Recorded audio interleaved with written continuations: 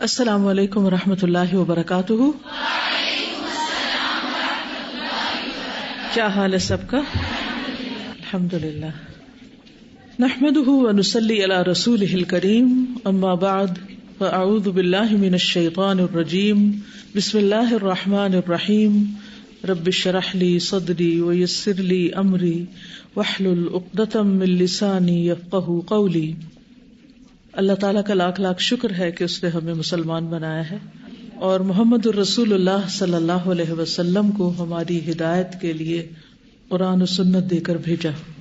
اب یہ ہم پر فرض عائد ہوتا ہے کہ ہم جہاں قرآن و سنت کو جانیں وہاں صاحب قرآن کو بھی جانیں، صاحب سنت کو بھی جانیں، کیونکہ جب تک ہم آپ کو نہیں جانیں گے، آپ کو نہیں پہچانیں گے، اس وقت تک نہ ہمارا ایمان صحیح طور پر کامل ہو سکتا ہے، نہ آپ سے محبت ہماری صحیح اور درست بنیادوں پر ہو سکتی ہے، نہ ہی آپ کا صحیح اتباع ہو سکتا ہے، نہ آپ کی صحیح اطاعت ہو سکتی ہے. کیونکہ جب انسان کسی سے محبت کرتا ہے تو وہ اسی وقت ممکن ہوتا ہے جب وہ اس کو پہچانتا ہے، جب وہ اس کو جانتا ہے. اور جب محبت ہوتی ہے تو پھر اس کا اتباع یعنی اس کی پیروی، اس کے فٹ سٹیپس کو فالو کرنا بھی آسان ہو جاتا ہے، اور اس طرح اس کی بات ماننی بھی آسان ہوتی. ایک اجنبی شخص اگر آپ کو اپنی طرف بلاتا ہے یا کوئی بات کرنا چاہتا ہے تو آپ اس کی بات نہیں سننا چاہتے، لیکن جب آپ کسی کو جانتے ہیں اور جاننے کے بعد اتنا جانتے ہیں کہ آپ اس پر اعتماد کر سکیں تو اس کی بات سننا، سمجھنا، اس پر عمل کرنا آسان ہو جاتا ہے. قرآن مجید میں اللہ سبحانہ وتعالی نبی صلی اللہ علیہ وسلم کو نہ پہچاننے والوں کے بارے میں ذکر کرتے ہوئے فرماتے ہیں ام لم یعرفوا رسولہم فہم لہ منکرون، یا انہوں نے اپنے رسول کو پہچانا نہیں تو وہ اس کا انکار کر رہے ہیں. یعنی ان کفار کے انکار کی وجہ کیا تھی؟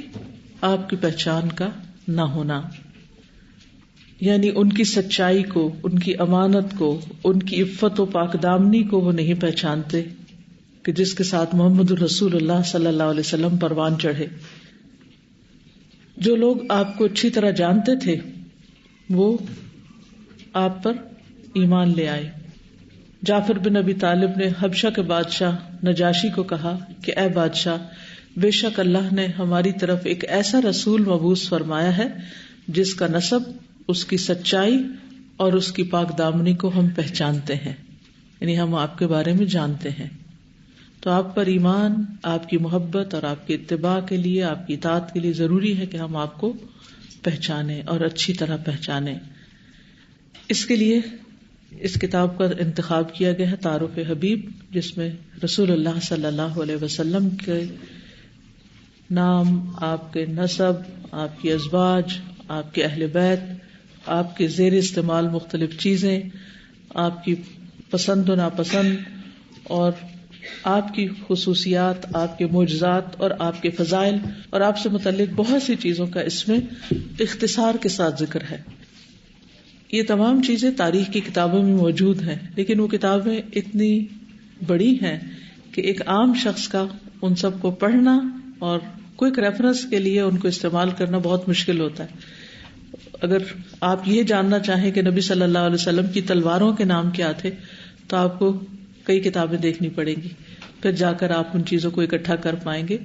تو اسی طرح دیگر چیزوں کے بارے میں تو ان کو اپنی انسانی کوشش کی حد تک جمع کر کے اس کتاب میں اکٹھا کر دیا گیا ہے تاکہ ریڈی ریفرنس بھی ہو، ہینڈی ہو بک، اور آپ اس کو جب چاہیں ریفرنس کے طور پر بھی دیکھ لیں. اور پھر ساتھ ساتھ حوالہ جات بھی دیے گئے ہیں، اگر دیکھ رہے ہوں گے نیچے ہی ساتھ ساتھ کی کن کتابوں سے لی گئی ہیں چیزیں، تو تفصیل کے لیے آپ ان کتابوں سے بھی رجوع کر سکتے ہیں. یعنی آپ کے لیے ریسرچ، مزید ریسرچ، یہ ان کی اصل تک پہنچنا جو ہے وہ بھی بہت آسان ہو جائے گا انشاءاللہ تعالی. رسول اللہ صلی اللہ علیہ وسلم نے اپنی زبان مبارک سے خود اپنا تعارف بھی کروایا تھا. حدیث میں آتا ہے، مطلب بن ابی وداع سے روایت ہے کہ عباس رضی اللہ عنہ نے کہا کہ ایک مرتبہ آپ صلی اللہ علیہ وسلم کو لوگوں کی طرف سے کچھ باتیں معلوم ہوئیں تو آپ ممبر پر تشریف لائے، پھر فرمایا میں کون ہوں؟ لوگوں نے کہا آپ اللہ کے رسول ہیں.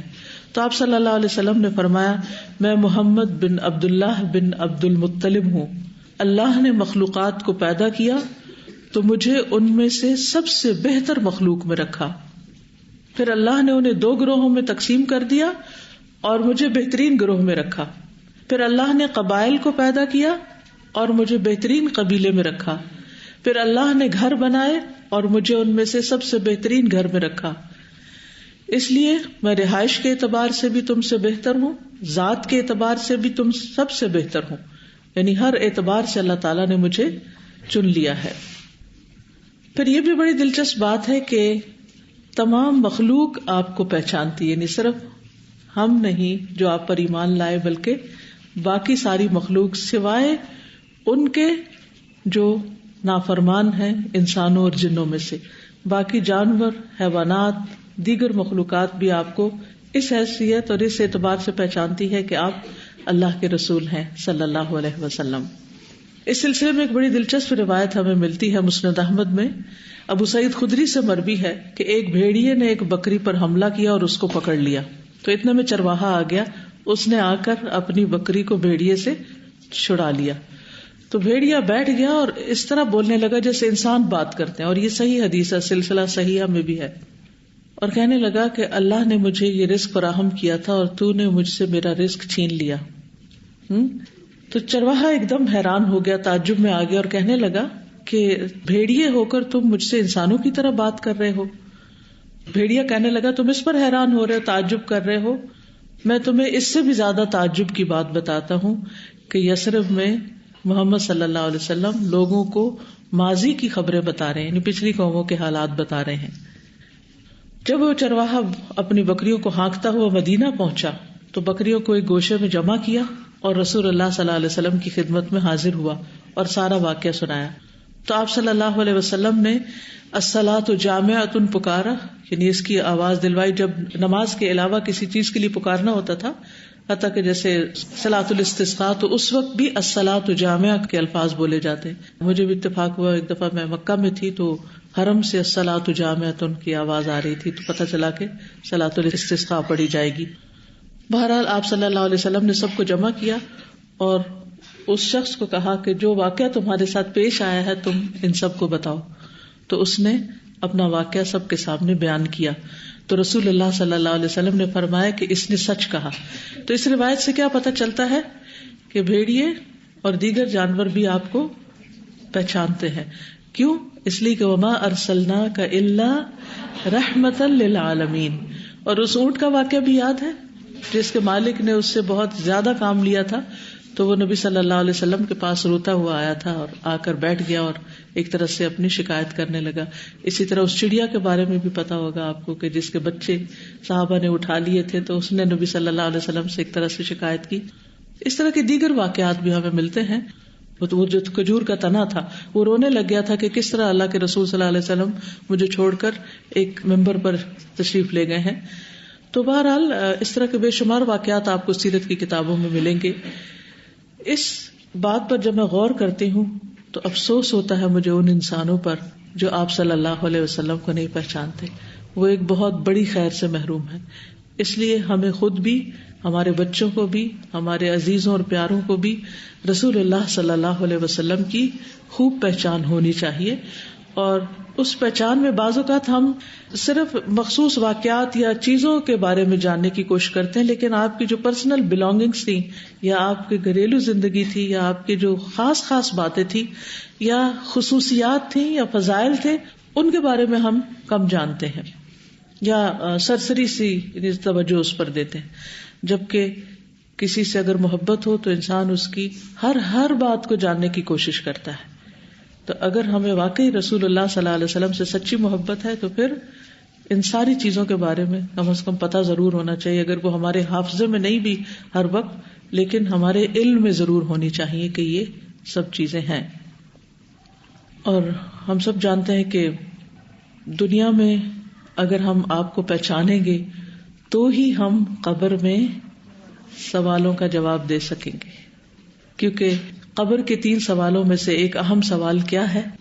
من نبیو کا۔ اور اس وقت نبی صلی اللہ علیہ وسلم کہا جاتا ہے کہ ان کی شبیہ دکھائی جائے گی، یا بہرحال ان کے بارے میں جب پوچھا جائے گا تو جو لوگ آپ کو پہچانتے ہوں گے وہ فوراً جواب دیں گے کہ وہ محمد صلی اللہ علیہ وسلم اللہ کے رسول ہیں اور یہ محمد صلی اللہ علیہ وسلم ہیں.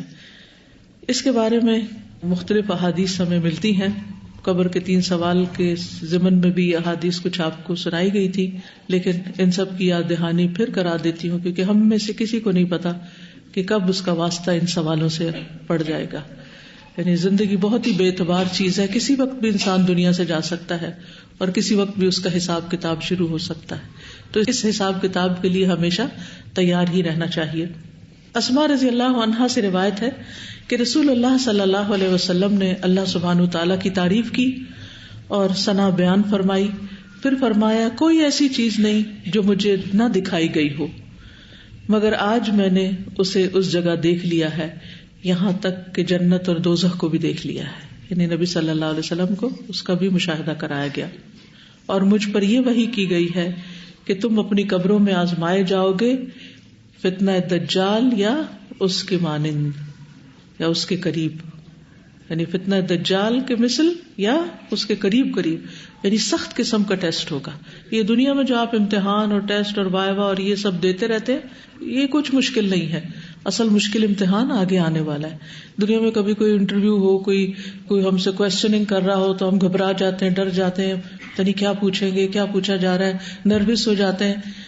لیکن یہ نروسنس تو کچھ بھی حیثیت نہیں رکھتی قبر کے اس انٹرویو یا وائوا یا سوال جواب کے مقابلے میں، کہ جس کو بہت بڑا ایک فتنہ یا امتحان کہا گیا ہے. تو اس میں سوال کیا ہوگا؟ ما علمک بہذا الرجل، اس آدمی کے بارے میں تمہارا علم کیا ہے؟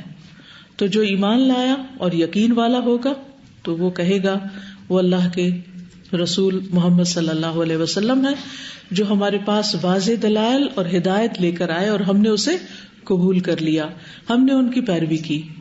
اور یہ 3 بار وہ اسی طرح کہے گا، یعنی پورے یقین کے ساتھ وہ اپنا جواب دے پائے گا. حضرت انس کی روایت میں ہے کہ نبی صلی اللہ علیہ وسلم نے فرمایا 2 فرشتے آتے ہیں، یعنی قبر میں اس کو بٹھاتے ہیں اور پوچھتے ہیں کہ اس شخص محمد صلی اللہ علیہ وسلم کے بارے میں تم کیا کہتے ہو؟ تو وہ جواب دیتا ہے اشہد انہ عبد اللہ و رسولہ، میں گواہی دیتا ہوں کہ وہ اللہ کے بندے اور اس کے رسول ہے. براء ابن عازب سے روایت ہے کہ رسول اللہ صلی اللہ علیہ وسلم نے فرمایا کہ اس کے پاس 2 فرشتے آتے ہیں، اسے بٹھاتے ہیں اور پوچھتے ہیں تیرا رب کون ہے؟ وہ کہتا ہے میرا رب اللہ ہے. وہ پوچھتے ہیں تمہارا دین کیا ہے؟ وہ کہتا ہے میرا دین اسلام ہے. پھر وہ پوچھتے ہیں کہ وہ شخص جو تم میں مبعوث کیا گیا تھا وہ کون ہے؟ تو وہ کہتا ہے کہ وہ اللہ کے رسول ہے. پھر وہ کہتے ہیں تجھے کیسے علم ہوا؟ وہ کہتا ہے میں نے اللہ کی کتاب پڑھی، اس پر ایمان لایا، میں نے اس کی تصدیق کی. تو اس لیے نبی صلی اللہ علیہ وسلم کی پہچان قرآن مجید سے بھی ہوتی ہے، جیسے کہ سورۃ یاسین کے شروع میں آتا ہے یاسین والقرآن الحکیم انک لمن المرسلین. یاسین قسم ہے قرآن حکیم کی، بے شک آپ رسولوں میں سے. یعنی قرآن حکیم اس قسم کس کی ہوتی؟ گواہی کی ہوتی. قرآن مجید اس بات پر گواہ ہے کہ آپ اللہ کے رسول ہیں. لیکن وہ شخص جو نبی صلی اللہ علیہ وسلم کو نہیں پہچانتا، آپ پر ایمان نہیں لاتا، وہ اس سوال کا جواب نہیں دے سکے گا اور وہ کہے گا ہاں لا ادری، میں اس کو نہیں جانتا، افسوس مجھے نہیں پتا.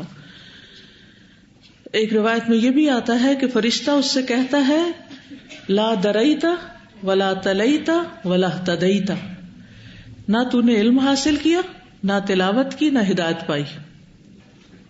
یعنی وہ جب جواب نہیں دے پائے گا تو اس کو یہ کہا جائے گا کہ تو کیوں نہیں جواب دے پا رہا؟ کیونکہ تو نے اس کا علم ہی نہیں حاصل کیا، تو نے اس کے بارے میں جانا ہی نہیں، تو نے پڑھا ہی نہیں اور تو نے ہدایت ہی نہیں پائی.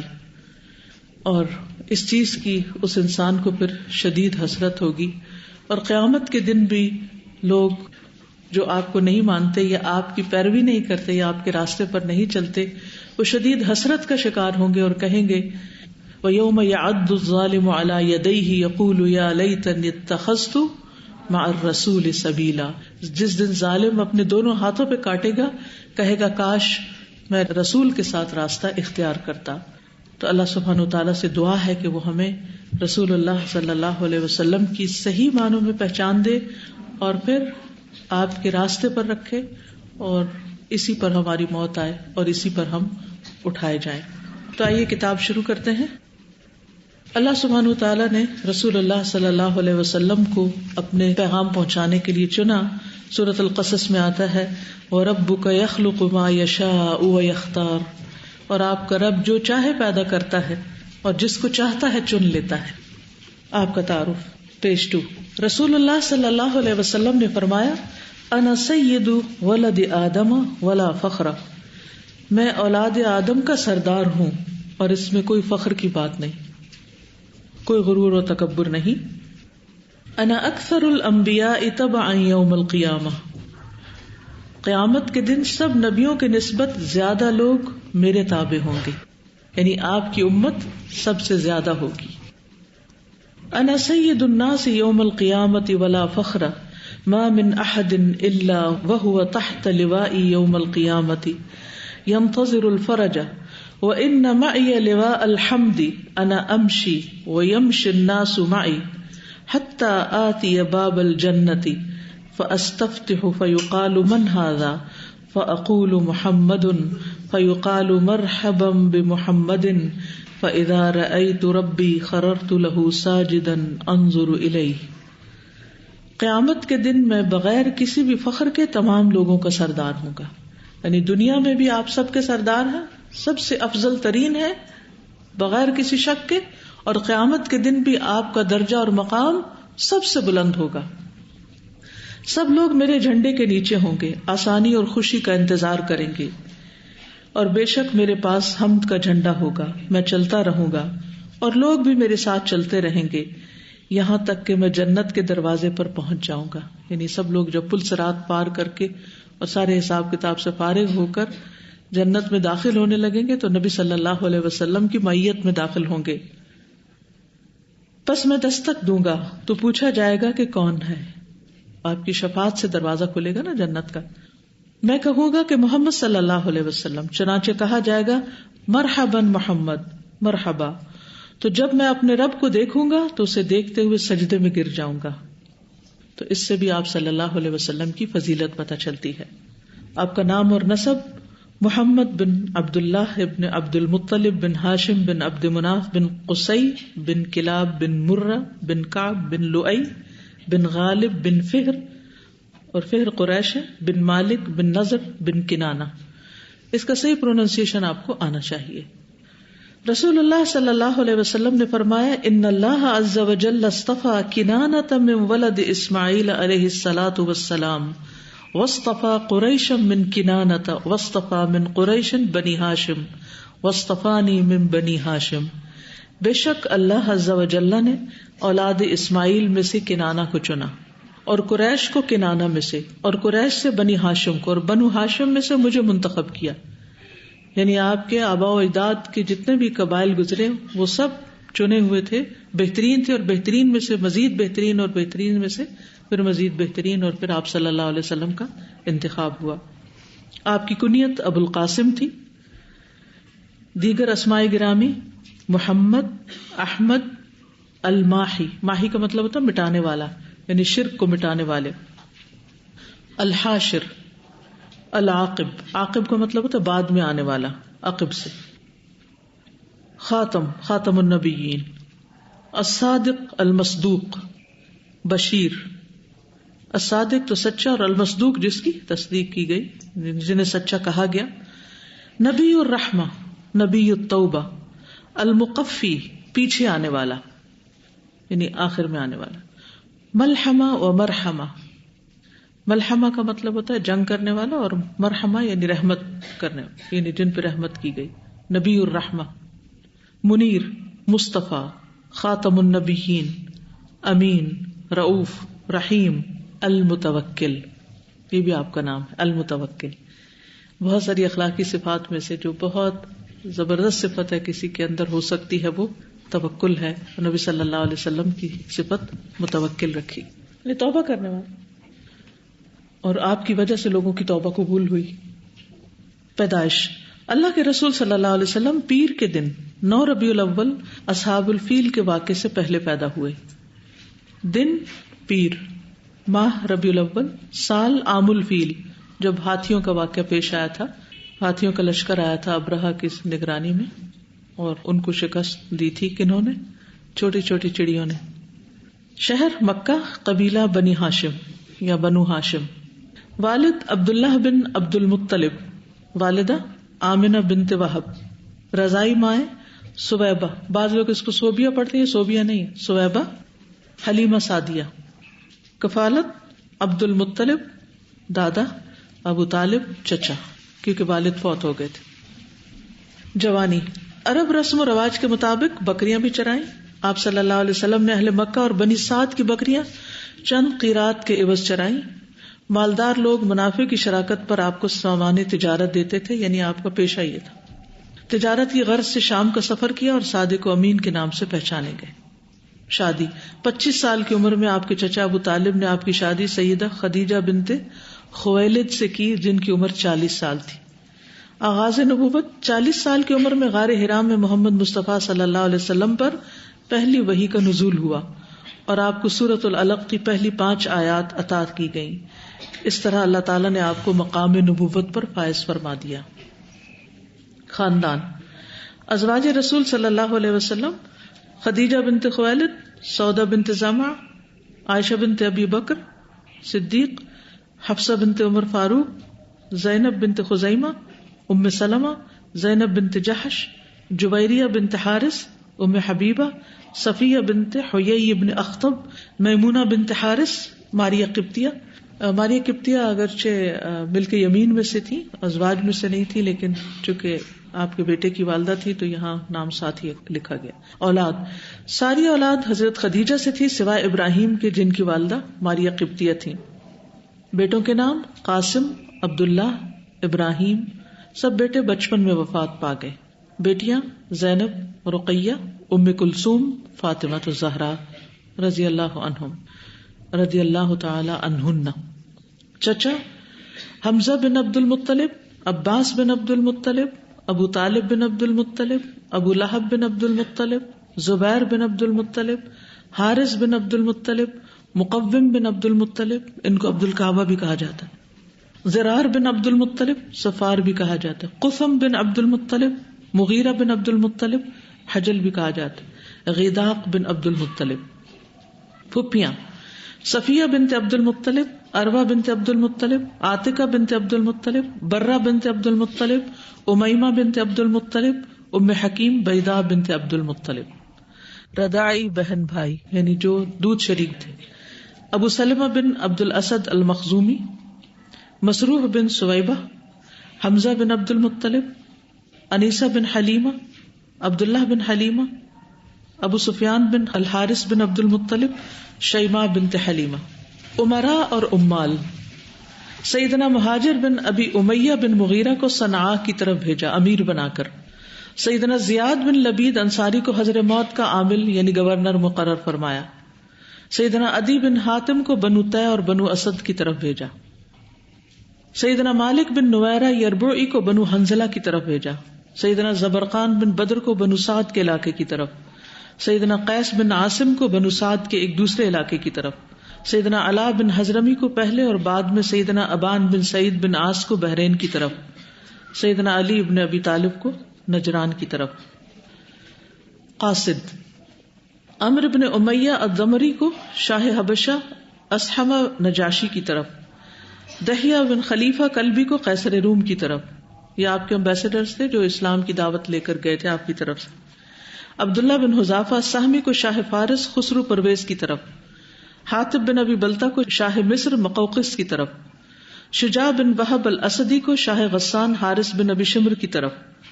سلیط بن عمرو کو رئیس یمامہ حوضہ بن علی الحنفی اور ثمامہ بن اثال الحنفی کی طرف. عمرو بن العاص کو شاہان عمان جعفر اور عبد بن جلندہ کی طرف.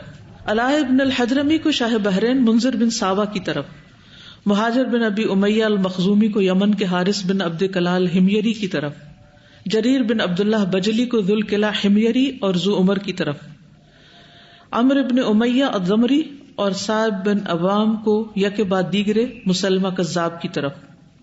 آپ کے محافظ یعنی باڈی گارڈز عباد بن بشر. اللہ تعالیٰ کا ارشاد ہے واللہ یعصمک من الناس، اور اے نبی صلی اللہ علیہ وسلم اللہ آپ کو کافی ہے.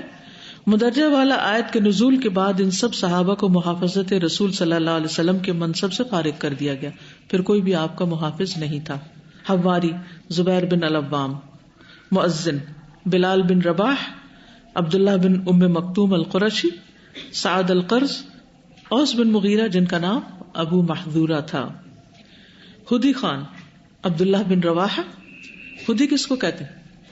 جب اونٹ چلایا جاتا ہے تو اس کے آگے جو پوئٹری پڑھی جاتی ہے اس کو کہا جاتا ہے۔ عبداللہ بن رواحہ، انجشہ ایک دفعہ خواتین کو لے کے چل رہے تھے اور بہت تیز چلا رہے تھے اونٹ کو، تو آپ نے فرمایا تھا رفقاً بالقواریر، آئینے ہیں آئینے، آپ گینوں کے ساتھ نرمی برتو، یعنی خواتین بیٹھی ہیں آہستہ چلو۔ عامر بن اقوا، سلمہ بن اقوا، کاتبین آپ کے لکھنے والے، یہ جو وحی وغیرہ لکھتے تھے۔ ابو بکر صدیق، عمر بن خطاب، عثمان بن عفان، علی بن ابی طالب، خالد بن ولید، معاویہ بن سفیان، عمرو بن العاص، ابی بن کعب، ابان بن سعید، زید بن ثابت، مغیرہ بن شعبہ، عبداللہ بن رواحہ، خالد بن سعید، عبداللہ بن ابی سرح، زبیر بن العوام، عامر بن فہیرہ۔ شعراء کعب بن مالک، حسان بن ثابت، عبداللہ بن رواحہ۔ غلام زید بن حارثہ، اسلم ابو رافع، شفران صالح، ثوبان، ابو کبشہ سلیم یا سلیم، رباح نوبی، یسار نوبی، انجشہ الحاوی، حسنین، مدعم، کرکرہ نوبی، افلح، عبیدہ، فضالہ، سفینہ ابن فروخ، طعمان، ابو عصیب۔ لونڈی اور کنیزیں ام ایمن، سلمہ ام رافع، خدرہ، میمونہ بنت سعد، رضوہ، ریحانہ، ربیحہ۔ خدام انس بن مالک مسواک اور نالین کے ذمہ دار تھے۔ نالین کس کو کہتے ہیں؟ شوز۔ عبداللہ بن مسعود مسواک اور نالین کے ذمہ دار تھے۔ اسلح بن شریک اونٹ کے محافظ تھے۔ بلال بن رباح مؤذن تھے۔ ذو مخبر حبشی، ربیہ بن کعب الاسلمی، یہ کیا کرتے تھے؟ ربیہ بن کعب الاسلمی کیا کرتے تھے؟ وضو کا پانی رکھتے تھے۔ ان کو آپ نے ایک دفعہ کیا فرمایا تھا؟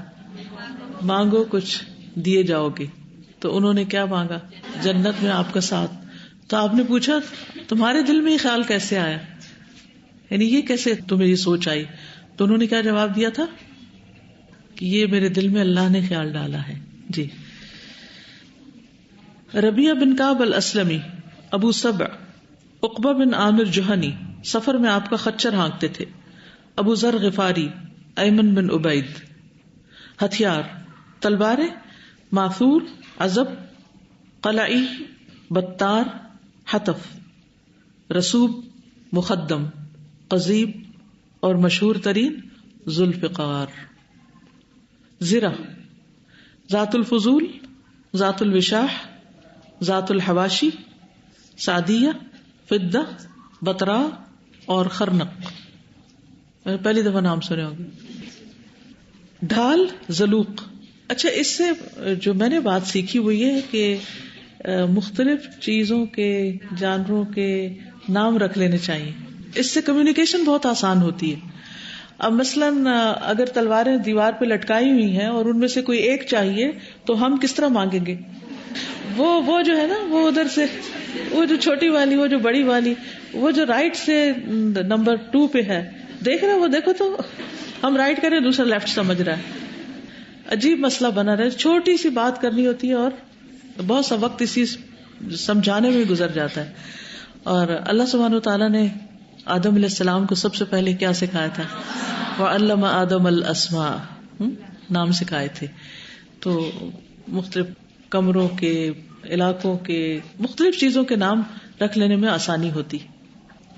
نیزے، مثوا، شنونی، فضہ یا جعبہ یا کافور، کنانۃ الجمع اور منثنا، لوہے کی چھڑیاں، قبعہ، بیدا اور انزہ، لکڑی کی چھڑی، ممشوق، خود ہوتا لوہے کی ٹوپی جو سر پہ پہنی جاتی، موشح، ذو الصبوغ، جنگی لباس ایک عدد تھا، جھنڈے زرد، کالے اور سفید، سواریاں اونٹنی، قصبہ، عضبہ، جدعا، خچر، الشہباء، دلدل اور فضہ، گدھا یافور اور عفیر، گھوڑا لحیف، لزاز، ضرب، سکب، مرتجز، صیحہ، ورد. جی یعنی آپ خود سوچئے کہ ہم وہاں ہوتے تو کیا کرتے. ہم تو سن کے ہی مشکل میں پڑ گئے. جی ہمیں تو ایک بچے کا نام رکھنا ہوتا ہے نا تو مصیبت پڑ جاتی. کس کس کو فون نہیں کرتے, کس کس سے نہیں پوچھتے, پھر سارا گھر اس پہ بحث مباحثہ کرنے لگتا ہے. پھر یہ کس کو پسند نہیں, کس کو پسند نہیں, پھر یہ نہیں ڈیسائیڈ ہوتا کہ ددیال نے نام رکھنا ہے یا ننیال نے رکھنا ہے. عجب مشکل. یہ کچھ شعر ہے آپ کی ثنا میں.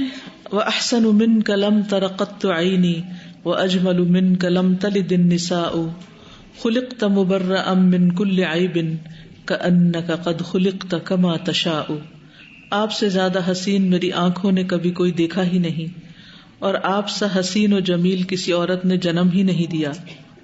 آپ ہر عیب سے پاک پیدا کیے گئے, گویا کہ آپ کو ایسا بنایا گیا جیسا کہ آپ خود چاہتے تھے.